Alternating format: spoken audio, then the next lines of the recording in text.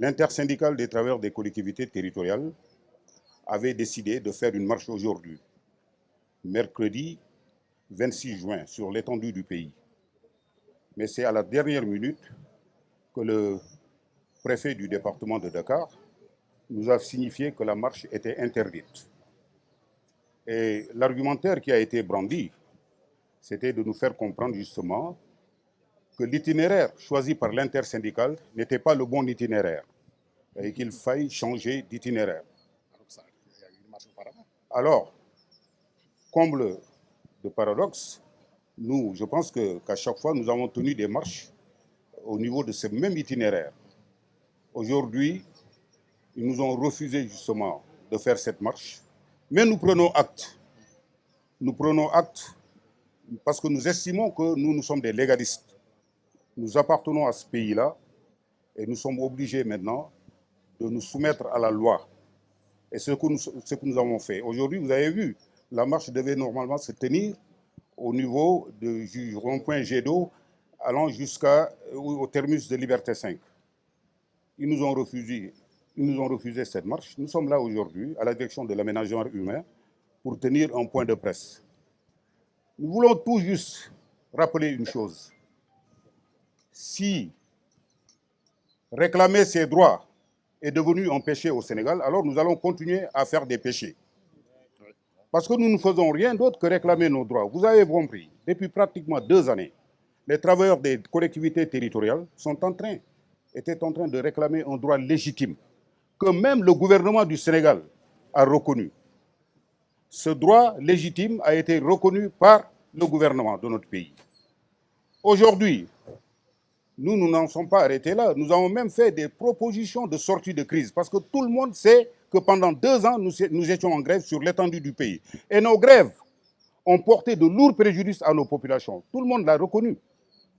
Nous avons fait des propositions de sortie de crise. Et pour l'information de taille, beaucoup d'institutions de ce pays-là ont demandé à nous rencontrer. Je vais commencer par le Haut Conseil des collectivités territoriales, avec Aminata Mbengue Ndiaye, qui nous a reçus. Le Haut Conseil du dialogue social nous a reçus. L'Assemblée nationale, par la commission de l'aménagement des territoires, nous a reçus. Nous avons parlé à toutes ces institutions de la République. L'association, tout dernièrement, l'association des maires du Sénégal nous a reçus. Mais quand nous sommes venus, mais nous, intersyndicales, nous avions même fait des propositions de sortie de crise, justement, à toutes ces institutions-là, pour démontrer encore une fois notre bonne foi.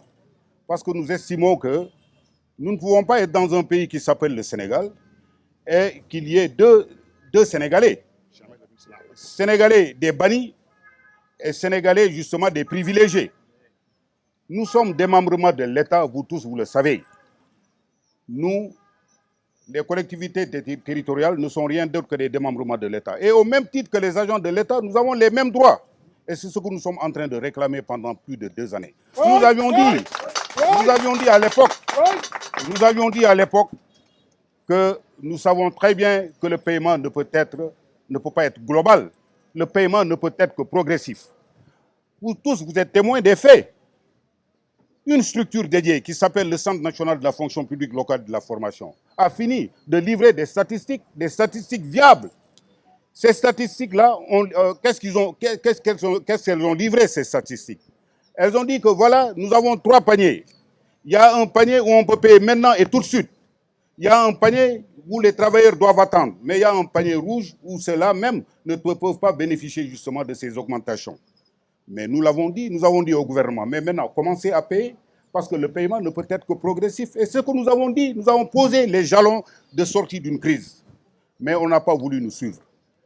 Mais que les gens ne désespèrent pas et que le gouvernement comprenne aussi une chose, qu'aujourd'hui, plus que demain, nous sommes plus que déterminés à réclamer ce droit-là parce que nous estimons que nous n'avons pas fauté. Vous savez, je voulais dire une chose et il faut que les gens le comprennent. Ce pays nous appartient à tous, nous avons des droits. Et j'ai dit, nous avons tout le temps soutenu ici, nous, leaders syndicaux, nous avons dit que nous, personne ne peut nous divertir. Nous ne sommes pas dans le champ politique, nous sommes dans le champ social. Nous ne faisons que réclamer nos droits. Mais de grâce, s'il y a un problème de soutenabilité, de faisabilité, mais qu'on nous appelle à la table, qu'on nous dise voilà ce qui est humainement possible de faire, mais nous allons écouter. Mais comment des Sénégalais sont là depuis des années, qui réclament un droit légitime, on refuse systématiquement de leur octroyer et on ne veut même pas leur parler. Et je vais même emboîter le pas pour dire une chose. Le ministre des collectivités territoriales, mais quand il nous a reçus, il nous a fait l'amabilité de nous recevoir, nous avons été le voir. Il nous a dit, maintenant je vais créer des groupes de travail. Mais nous ne voyons pas la pertinence d'aller vers un groupe de travail. Le travail était déjà fait en amont. Mais nous avons considéré que cela n'est rien d'autre que du saupoudrage. Mais comment voulez-vous demander à des gens qui ont déjà fait un travail de revenir à refaire un travail qui a été déjà fait? Mais ça ne sert à rien. Donc c'était justement du saupoudrage et nous ne l'avons pas accepté. Nous avons tout simplement demandé à l'État du Sénégal. L'État est une continuité.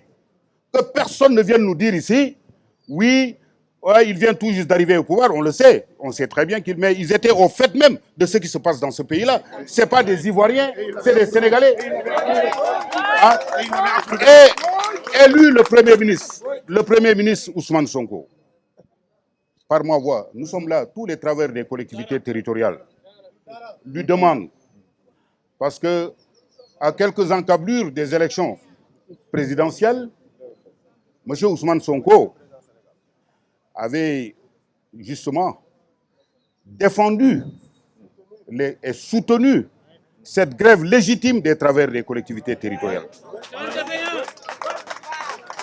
Et Ousmane Sonko nous avait dit qu'il ne peut pas comprendre, mais s'il vous plaît, Ousmane Sonko nous avait dit que les travailleurs des collectivités territoriales, je répète textuellement ce qu'il a dit, les travailleurs des collectivités territoriales étaient en train de réclamer pendant presque 2 années ces droits légitimes. Et il ne voyait pas pourquoi les autorités de ce pays-là n'ont pas intervenu pour trouver une solution de sortie de crise par rapport à ce qui s'est passé. Mais maintenant, nous, je l'ai dit tantôt et je vais réitérer les mêmes propos que j'avais tenus. Nous ne sommes pas dans le champ politique, nous sommes dans le champ social. Nous ne sommes pas dans le champ politique, nous sommes dans le champ social. C'est des citoyens sénégalais, des travailleurs sénégalais qui sont en train de réclamer un droit légitime. Ça s'arrête là, point barre. Nous, autre chose ne nous intéresse pas. Et maintenant, ce que nous comptons faire, nous allons continuer justement à réclamer ce droit-là parce que nous n'allons jamais transiger. Nous allons continuer à réclamer ce droit-là. Nous n'allons pas reculer d'un seul iota parce que nous estimons que c'est un droit. Maintenant, ce qui va se passer, nous allons continuer à maintenir justement le mot d'ordre décliné par l'intersyndicale. Ce mot d'ordre-là, nous allons continuer. Mais l'intersyndicale aussi est ouverte. Elle est ouverte au dialogue. Parce que nous voulons tout simplement que cette situation-là se règle de manière définitive. Mais non, s'il est avéré que l'État est dans les disponibilités de nous recevoir pour trouver une solution, nous sommes ouverts. Dès aujourd'hui même, s'ils le voulaient, ils peuvent nous appeler, nous allons répondre. Parce que nous sommes là pour défendre les intérêts matériels et moraux des travailleurs. C'est notre... Nous ne faisons rien d'autre. Maintenant, le mot de la fin, je voulais tout simplement demander aux travailleurs. Et aujourd'hui même, nous avons décidé de formuler, d'ailleurs, je viens comme ça de mon bureau, la demande de marche a été déjà formulée. Et nous allons la déposer aujourd'hui en demandant un changement d'itinéraire. Même si cette marche-là devait se faire en banlieue, nous irons en banlieue faire la marche. Parce que nous, ce qui nous intéresse, ce n'est pas de faire une marche à Dakar ou bien faire une marche à Kaolack ou à Kédougou. Ça ne nous intéresse pas. L'essentiel, c'est de faire une marche et nous allons marcher. Pour dire aux Sénégalais, pour faire comprendre à l'opinion sénégalaise et à l'opinion internationale que voilà des travailleurs qui sont là, qui ont 80%, parce que la politique économique de ce pays-là repose sur les collectivités territoriales. Ce que les gens-là ne comprennent pas, et il va falloir qu'on leur fasse comprendre cela, il faut qu'ils comprennent définitivement que nous n'allons pas transiger. Nous allons mourir, mais ce droit légitime-là, il faut qu'on nous l'octroie.